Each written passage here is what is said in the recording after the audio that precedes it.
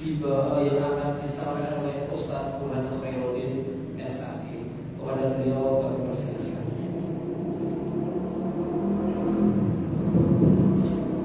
Bismillahirrahmanirrahim. Assalamualaikum warahmatullahi wabarakatuh. Alhamdulillah, alhamdulillahirabbil alamin, qayyumis samawati wal ardin, mutabbiril khalaiqi ajma'in, shalawatuhu wa salamuhu 'alaihi bi hidayatihim wa bayani syara'i'ihim. Allahumma shalli wa sallim wa barik 'ala nabiyyina Muhammad wa 'ala alihi wa ashabihi wa man tabi'ahum bi ihsanin ila yaumiddin. Rabbi shrah li sadri wa yassir li amri wa hlul lisani yafqahu qawli. Amma ba'd. Puji syukur atas nikmat Allah Subhanahu wa taala pada malam hari ini. Alhamdulillah cerah. Tadi saya takutnya malam gerimis gitu, karena biasanya kayak gitu. Sehingga kita dapat melaksanakan kajian thalaqul ilmi bersama-sama di Masjid Baitul Iman ini. Salawat serta salam lalu kita sanjungan pada suri tauladan kita, baginda Nabi Muhammad SAW, yang suka kita diberi keteguhan oleh Allah untuk senantiasa dapat melaksanakan amalan-amalan sunnah dari beliau. Jamaah sekalian, tadi sudah disampaikan oleh Mas Arifin yaitu bahwasanya pada malam hari ini kita akan bahas mengenai syarat-syarat memperoleh ilmu. Tapi sebelumnya, teman sekalian, sebelum kita melakukan amal perbuatan, maka kita harus memiliki ilmu terlebih dahulu. Seseorang mau melaksanakan puasa Senin Kamis, maka harus tahu dulu ilmu puasa Senin Kamis itu. Seseorang mau melaksanakan sholat, ya dia harus tahu ilmu tentang sholat itu. Tidak kemudian asal-asalan. Dan seseorang ketika sebelum mencari ilmu itu, dia harus memiliki adab. Jadi adab atau akhlak itu merupakan fondasi. Setelah ada adab, kemudian ataslah baru ilmu, dan paling ujung baru amal. Jadi amal itu urutan yang belakangan. Yang pertama adab dulu, kemudian baru ilmu, nah kemudian yang terakhir baru amal atau perbuatan.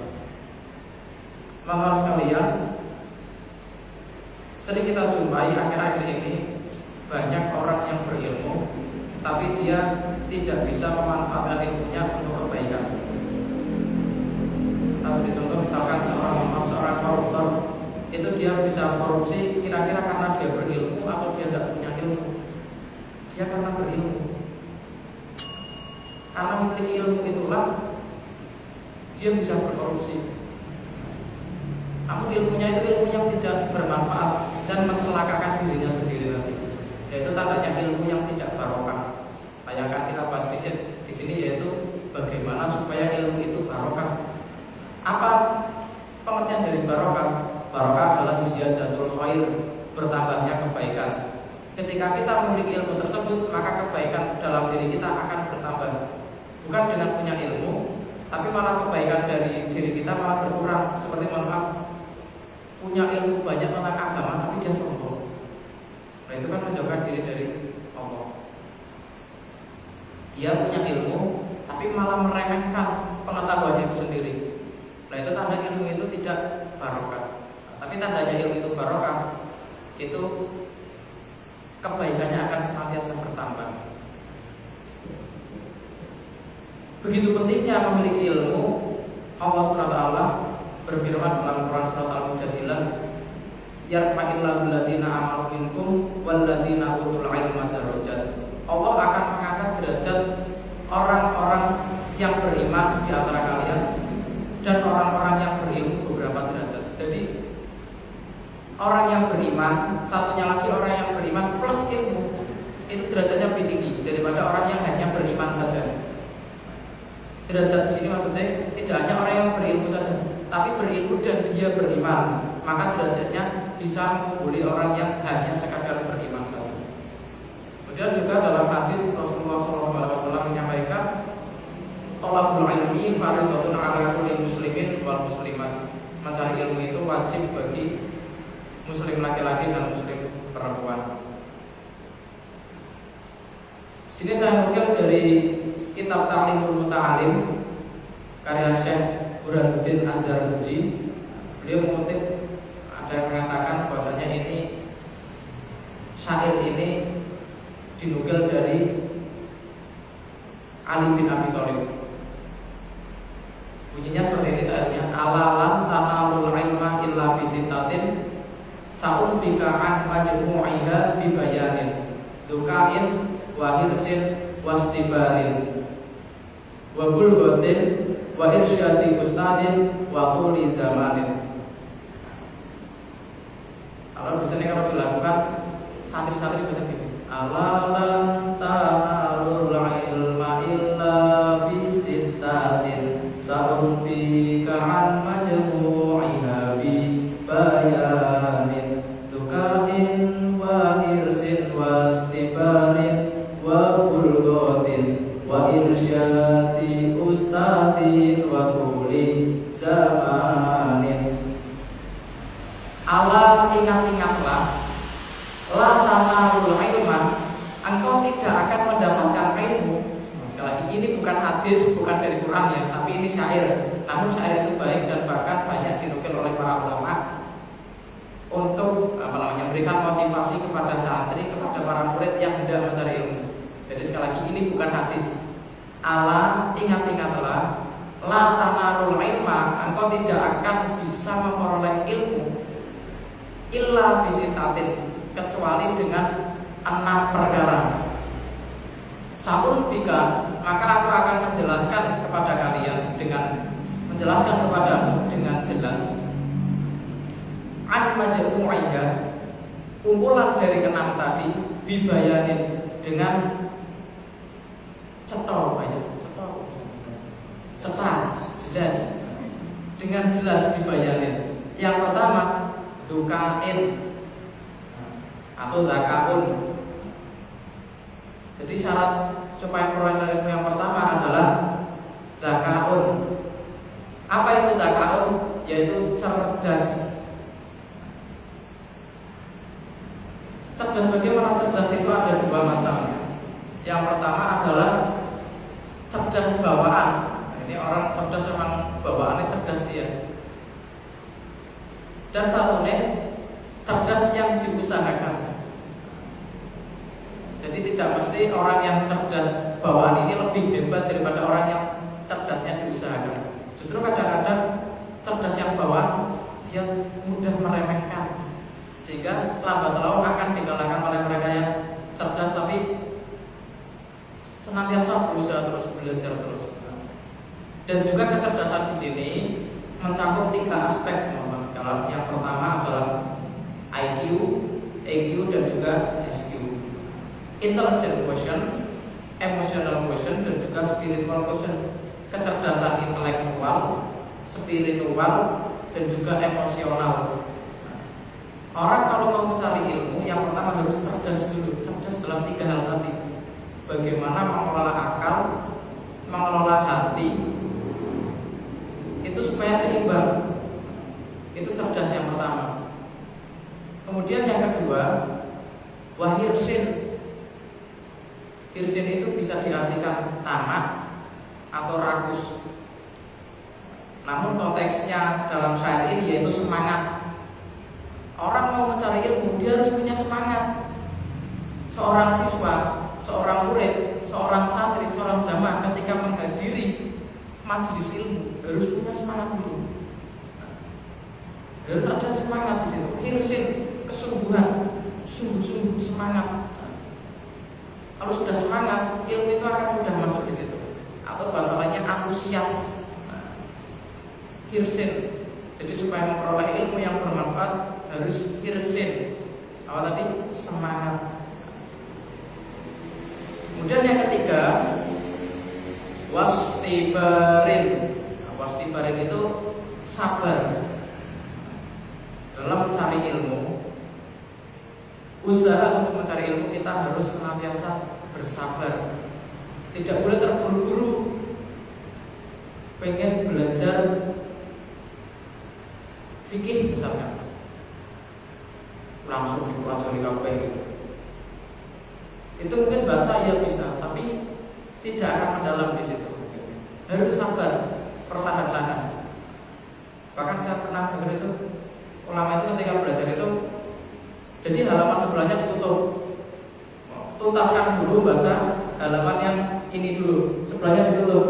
Ini sudah fokus, baru kemudian halaman sebelahnya dibaca lagi. Nah itu harus sabar. Nah, ketika mau belajar itu harus sabar dulu, bertahap bagaimana cara-cara mencari ilmu. Harus sabar sedikit demi sedikit. Waktu di zaman ini butuh apa namanya pasti bareng tadi. Harus bersabar ketika mencari ilmu. Ada cobaan, ya tidak boleh kemudian langsung berkeluh kesah.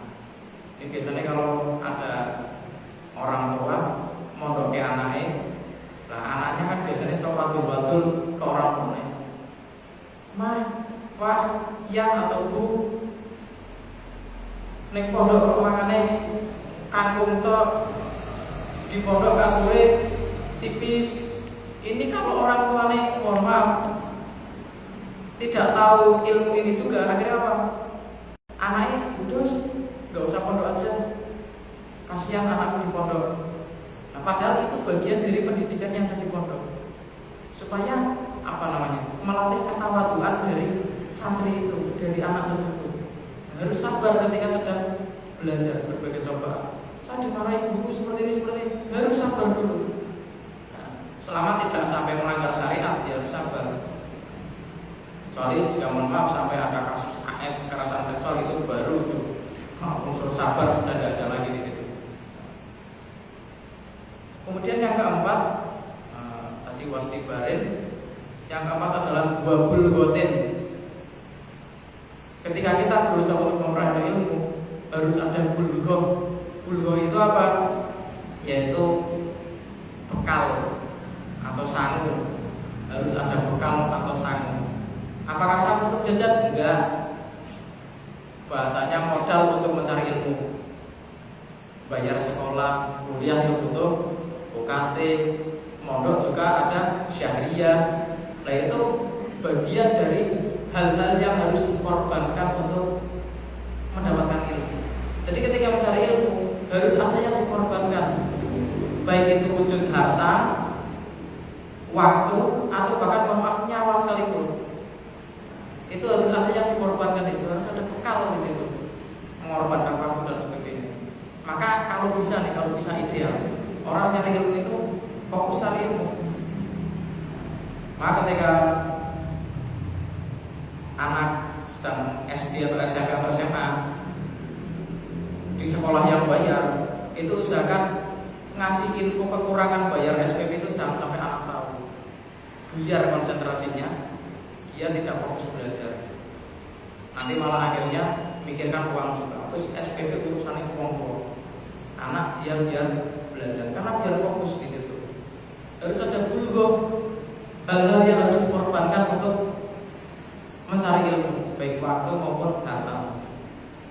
Kemudian yang keberapa tadi? Yang kelima, wa irsyadi ustadzin. Yaitu apa? Petunjuk dari guru. Bagaimana dengan belajar otodidak dari buku? Ya bisa memang, tapi rohnya tidak ada di situ. Roh belajar tidak ada di situ. Bagaimana cara berkomunikasi dengan yang mengajarkan? Di Islam itu ada yang namanya barokah. Ketika hanya sekedar otodidak dari itu tidak ada hubungan dengan sang guru. Ada yang salah di situ, tidak ada yang membetulkan.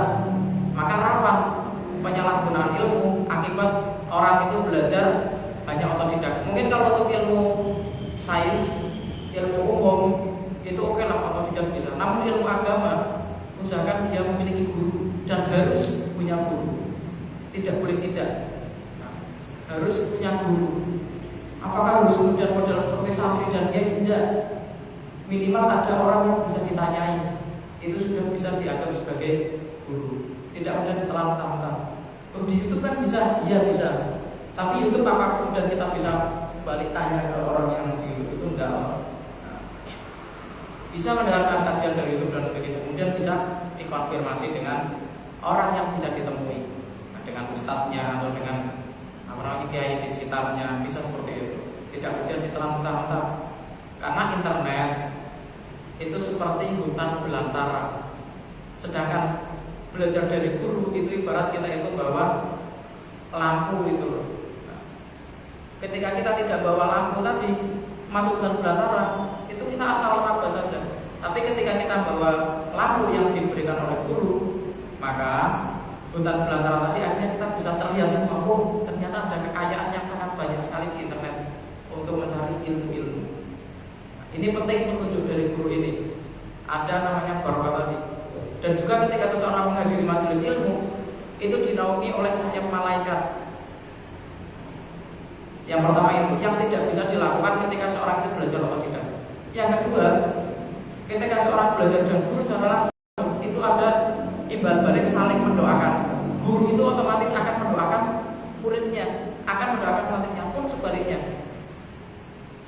Dan doa inilah yang tidak bisa digantikan oleh artificial intelligence atau AI. Kita bisa belajar lewat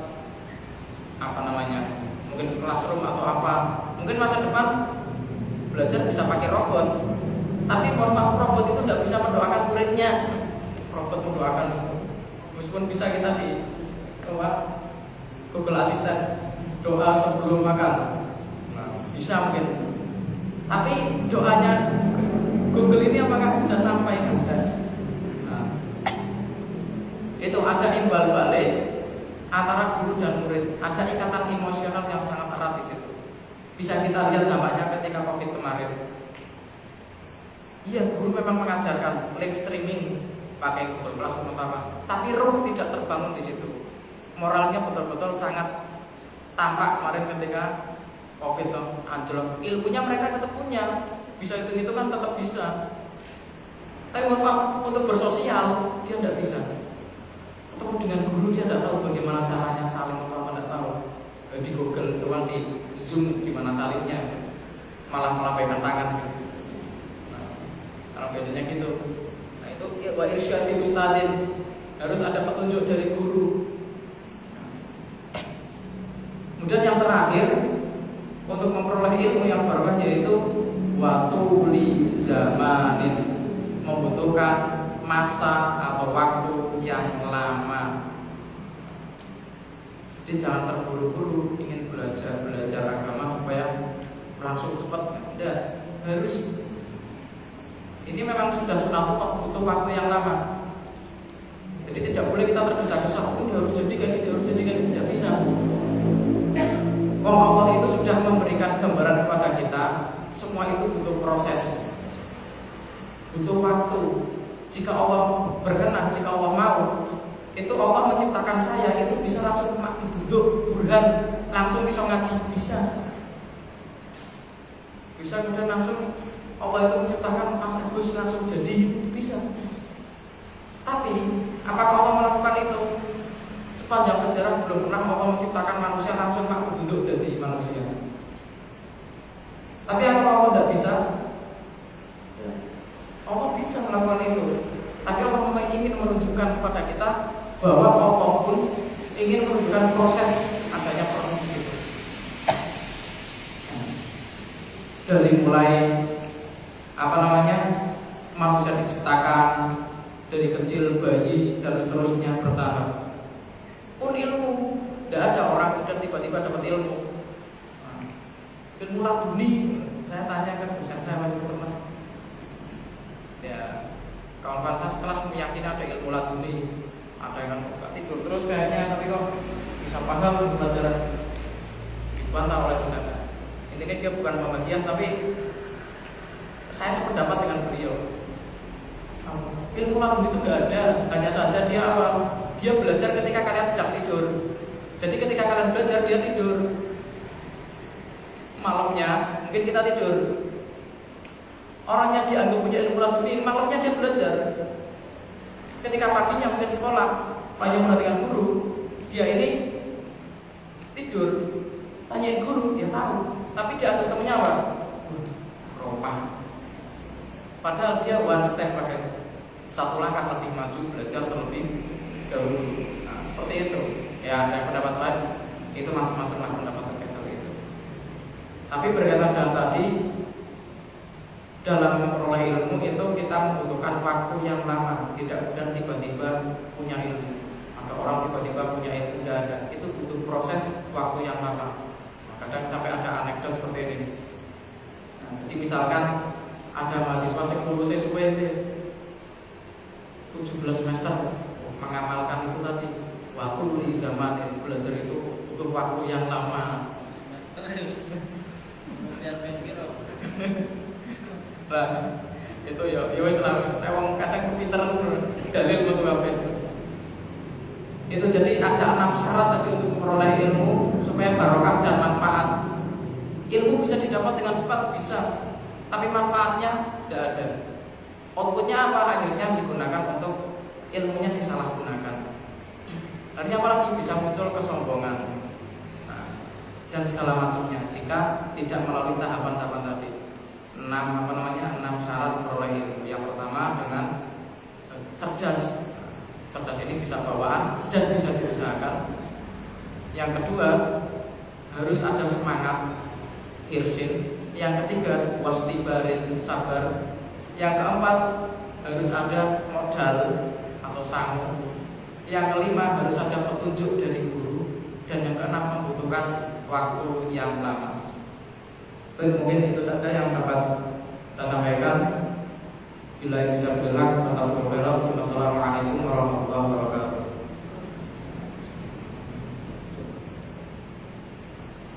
Waalaikumsalam warahmatullahi wabarakatuh.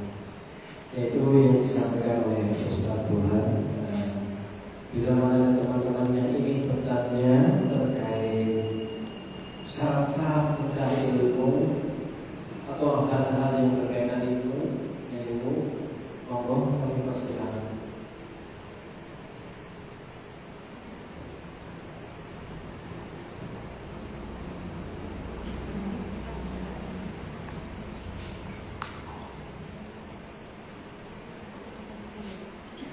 Ya.